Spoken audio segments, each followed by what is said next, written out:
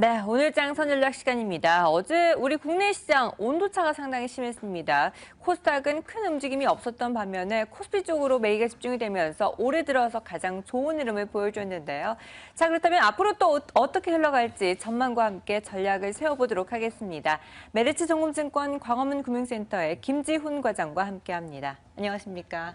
안녕하십니까? 네, 어제 코스피는 흐름이 상당히 좋았습니다. 연중 최고치를 보여주면서 2010선을 빠르게 회복을 했습니다. 하지만 코스닥 쪽으로는 영 큰 변화가 없는 모습이었는데요. 왜 이렇게 온도차가 심했는지 어제 일단 코스피가 상승한 배경부터 좀 짚어주시죠.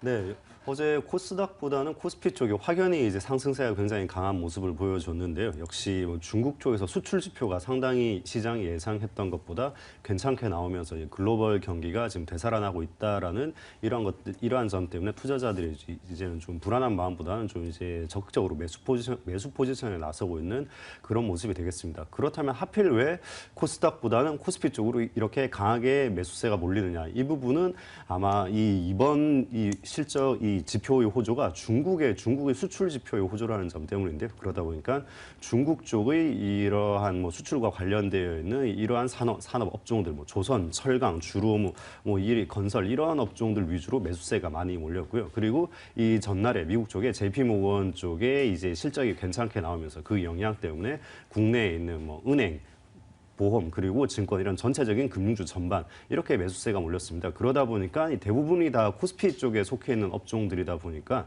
코스닥 쪽에는 그렇게 매수세가 강하게 전혀 들어오지 않고 코스피 쪽으로만 상당히 좀 시장에 강세가 들어갔던 이러한 흐름이 나타났고요. 그리고 이번 매수세의 큰 특징으로는 기관들도 매수에 동참했다는 점입니다. 사실 얼마 전까지만 해도 계속해서 외국인들 쪽만 홀로 강하게 매수 포지션을 계속해서 늘려왔었는데요. 어제 같은 경우는 외국인도 무척 강한 매수이긴 했습니다만 거의 5천억을 넘어가는 그 정도의 강한 매수였습니다만 기관 투자자들 역시 약 1,000억이 넘어가는 그 정도의 강한 매수세를 보여줬습니다. 기관 투자자들 같은 경우 코스피 시장에서 1,000억 이상의 매수를 보여준 것이 약 한 2월 26일 이후 그 이후로 맨 처음 나온 것이거든요. 상당히 오랜만에 코스피 시장 쪽에 매수 포지션을 잡은 기관 투자자이고요. 앞으로 지금 중국 쪽에 수출 지표가 제대로 좋게 나오면서 기관 투자자가 이렇게 매수세로 돌아섰다. 상당히 좀 의미가 있지 않나 싶습니다. 물론 추후에 앞으로 며칠이 지날 때까지 기관 투자자의 이 움직임을 좀 더 지켜봐야 하겠지만 상당히 이렇게 수출 지표의 호조와 맞물려서 매수 포지션의 변화, 앞으로 좀 더 기관 투자자들의 어떤 포지션을 좀 더 의미 있게 지켜볼 필요는 있을 것 같습니다. 네. 어쨌든 어제 외국인과 기관 모두 다 코스피 시장에서 매수 우위를 시현했습니다. 옵션 만기일에 대한 영향은 부담감 없이 넘어갔기 때문으로 평가를 받고 있는데요.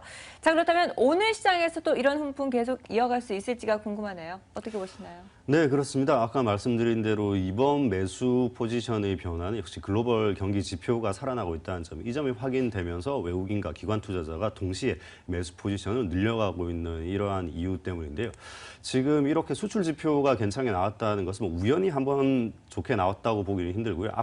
앞에서 최근에 한 2, 3년 동안 꾸준히 실시했었던 양적 완화 정책의 이제 결과로서 실물 경기가 드디어 살아나고 있는 것이 아닌가라는 이러한 실물 경기가 살아나고 있는 첫 번째 시그널이라고 이렇게 많이 해석이 되고 있습니다. 이런 이유들 때문에 기관 투자자와 외국인 투자자들의 적극적인 이 포지션 변화가 있는 것이고요. 이런 이유들을 근거로 본다면 분명 앞으로도 이 기관과 외국인들의 매수세는 꾸준히 이어질 것이라고 예상을 해볼 수 있고요. 하지만 뭐 첫날 하루에 그렇게 강하게 확신을 가질 수는 없기 때문에 향후 앞으로 적어도 한 4, 5거래일 정도 동안에 기관과 외국인들의 이 포지션이 어떻게 변할지 그 부분을 먼저 한번 살펴보신 후에 그때 강한 매도가 나오지 않는다면은 앞으로도 계속해서 한동안은 매수 포지션을 이어갈 수 있을 것이다. 그렇게 전망을 해볼 수 있을 것입니다. 네, 다음 주까지는 흐름을 좀 더 지켜봐야겠습니다. 어쨌든 종목별로도 희비가 엇갈리고 있는데 특히나 두산그룹주들 같은 경우에는 14거래일 연속 강세를 보여주고 있습니다. 두산인프라코어가 13%, 두산중공업도 10% 이상의 급등세를 보여줬는데요. 두산그룹주들이 최근에 잘 나가면서 시장의 대세주로 자리매김한 것 아니냐 이런 분석도 나오고 있습니다. 또 실적에 대한 기대감도 커지면서 두산 지주사는 또 어떻게 바라봐야 될지 투자자들 입장에서는 어떻게 대응을 해야 될까요? 지금 시점에서는. 네, 그렇습니다. 두산그룹이 작년도에는 상당히 좀 전체적으로 부진한 모습을 보였습니다만 올 들어서 특히 1분기 동안에 주가가 상당히 빠르게 되살아나고 있는 모습을 보이고 있습니다. 아무래도 가장 큰 이유는 작년 동안에 이 두산 계열사들이 전반적으로 다 굉장히 강한 구조 조정을 했다는 것인데요. 그것 때문에 올해는 적어도 뭐 이자 부담이라든지 또 혹은 또 원가 절감 이런 쪽에서 좀 상당히 좀 개선된 모습을 보이지 않겠느냐라는 이러한 시장의 기대가 들고 있습니다. 역시 이번 16년도 1분기도 역시 실적은 상당히 좀 시장에서 예상했던 것보다는 좀 상당히 괜찮게 나올 것이다. 또 그러한 전망도 계속해서 많이 나오고 있고요.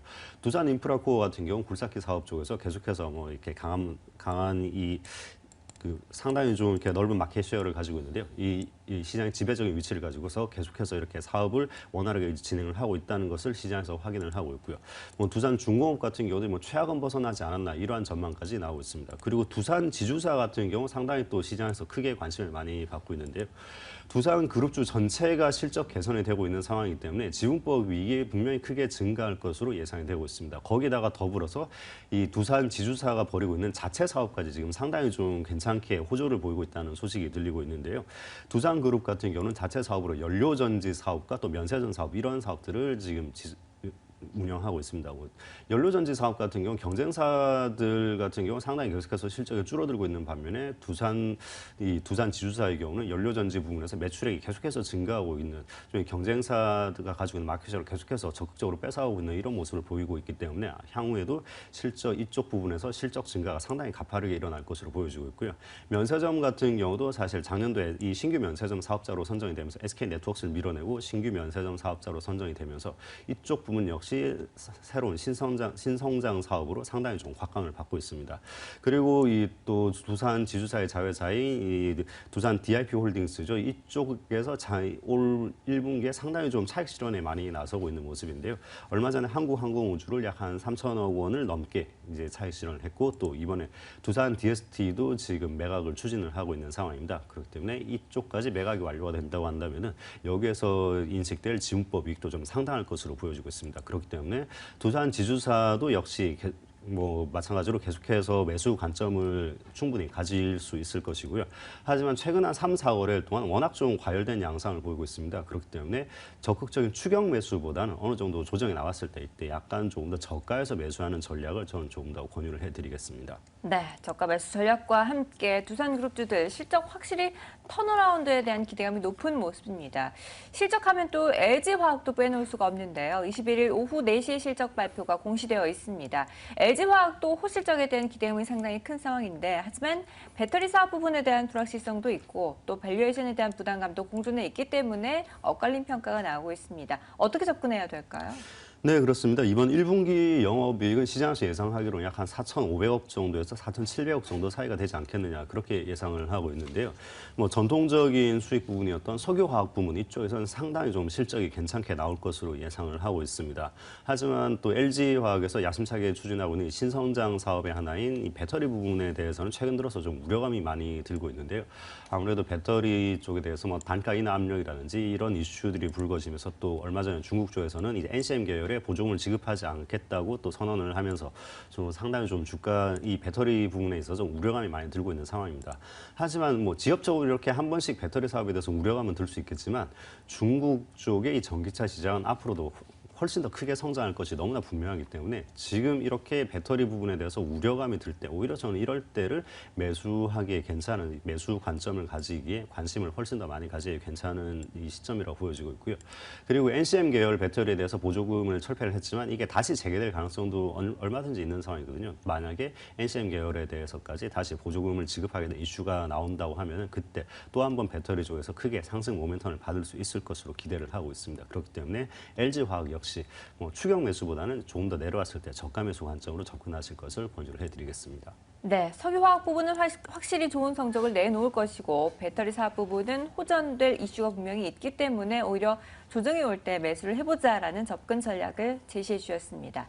자, 화학주들 가운데 또 롯데케미컬을 빼놓을 수가 없는데요. 롯데케미컬에 대해서는 업종 내에서 어떤 판단이 이루어지고 있나요? 네, 롯데케미칼 역시 1분기 실적이 상당히 괜찮게 예상이 되고 있습니다. 1분기 매출이 약 한 2조 7천억대, 그리고 영업이익도 약 한 5천억 조금 미만 될 정도, 한 4,800, 900억 그 정도로 예상을 하고 있는데요. 시장 예상치에 부합하는 상당히 좀 괜찮은 호실적이 지금 시현되고 있는 모습입니다. 역시 가장 큰 이유로는 조금 전에 LG화학의 실적에 대해서 말씀드린 것처럼 이 석유화학 부문의 시황이 지금 시장에서 생각했던 것보다 지금 상당히 좀 빠르게 개선이 되고 있는 모습입니다. 아무래도 유가가 20달러대 후반을 찍고 40달러까지 회복을 하면서 시장에서 생각하기에 유가 반등 때문에 지금 석유화학 쪽에 업황까지 덩달아 지금 개선되고 있는 모습인 것 같고요. 그리고 또 한 가지 이 롯데케미칼만의 독특한 이 최근의 이 시장 관심 중에 하나는 롯데케미칼의 가장 주력 제품이 에틸렌인데요. 이 에틸렌 설비가 2013년부터 계속해서 대형 설비를 많이 짓긴 했습니다만 아직까지도 그 당시에 지었던 대형 설비들이 아직까지 제대로 돌아가고 있지 못한 그런 상황이 되겠습니다. 그러다 보니까 이 에틸렌의 수급적인 측면에서 좀 상당히 수급이 타이트해지면서 마진율이 계속해서 높아지고 있는 상황이고요. 역시 이 점이 지금 최근에 롯데케미칼 주가 상승세의 가장 큰 이유 중에 하나가 아닌가 싶습니다. 그리고 이 삼성 SDI 쪽에는 석유화학 부분을 인수한 점, 이 점 역시 이제 이 합병 이후에 본격적으로 주가의 실적에 반영될 시점이기 때문에 이거 역시 주가에 한 번 더 반영이 될 것이고요. 이런 점들을 본다면 롯데케미칼 역시 계속해서 매수 관점이 유효하다고 볼 수 있습니다. 네, LG화학뿐만 아니라 롯데케미칼까지도 매수 관점 전략을 제시해 주셨습니다. 자, 그렇다면 한 주를 마무리하는 오늘 시장 또 어떻게 대응 전략을 세워야 될지 그 안에서 마지막으로 관심 가져볼 만한 종목이 있으면 함께 제시해 주시죠. 네, 시장 대응 전략은 이제 기관이 매수로 어제 확실하게 돌아섰기 때문에 앞으로 아까 말씀드린 대로 한 4, 5거래일 동안 얼마나 매수수를 계속 유지를 할지 혹은 강한 매도가 나올지 이걸 먼저 한번 살펴보시고요.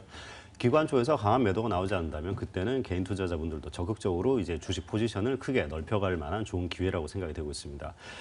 이 주식 포지션을 넓혀갈 수 있는 뭐 좋은 종목으로는 CJ CGV를 권유를 해드리고요. CJ CGV 같은 경우 최근 들어서 CJ 그룹 전체가 실적 우려가 나오면서 좀 주가가 많이 조정을 받고 있습니다. 뭐 CJ 그룹뿐만 아니라 방송, 미디어, 영화 이런 전반적인 미디어 업종이 올 1분기에 좀 상당히 실적이 부진할 것으로 예상이 되면서 주가가 계속해서 조정을 받고 있는데요. CJ 그룹 같은 경우는 뭐 국내 내수시장 미디어 쪽에 기대를 걸기보다는 오히려 저는 중국 영화 산업 이쪽의 성장세가 굉장히 무섭기 때문에 이쪽에서 계속해서 신규 사이트를 계속해서 많이 출점을 하고 있거든요. 그렇기 때문에 중국 영화 산업의 성장과 같이 맞물려서 앞으로 크게 이 실적 성장을 분명히 예상할 수 있을 것이라고 생각을 하고 있고요. 그렇기 때문에 지금처럼 국내 내수시장 쪽에서 미디어 업종의 실적이 부진하면서 이렇게 주가가 조정을 받을 때 이럴 때 오히려 지금 적극적으로 매수 관점을 가지시는 것을 저는 권유를 해드리겠습니다. 물론 반등이 빠르게 나오지는 않을 수 있습니다. 지금 CJ CGV 하나뿐만이 아니라 CJ 그룹 전체에 대해서 매도세가 계속해서 나오면서 조정을 받고 있는 상황이기 때문에 이 반등이 빠르게 나오지는 않을 수 있겠지만 향후에 몇 달만 지나고 보면은 이 정도 가격에서 이 CJ CGV를 살 수 있는 기회가 정말 몇 번 안 되는구나. 분명히 그런 생각이 드실 수 있을 것이거든요. 10만 원 이하에 내려올 정도로 조정을 받는다고 하면 저는 굉장히 적극적으로 매수하실 것을 권유를 해드리고요. 매수가로는 조금 더 조정을 받은 9만 8천 원 정도, 그리고 목표가는 12만 원, 그리고 손절가는 9만 원 정도를 권유를 해드리겠습니다. 네, 현재 10만 원 하회하고 있는 CGV 목표가 12만 원 돌파 한번 기대해 보도록 하겠습니다. 지금까지 메리츠증권증권 광화문 금융센터의 김지훈 과장과 함께했습니다. 말씀 감사합니다.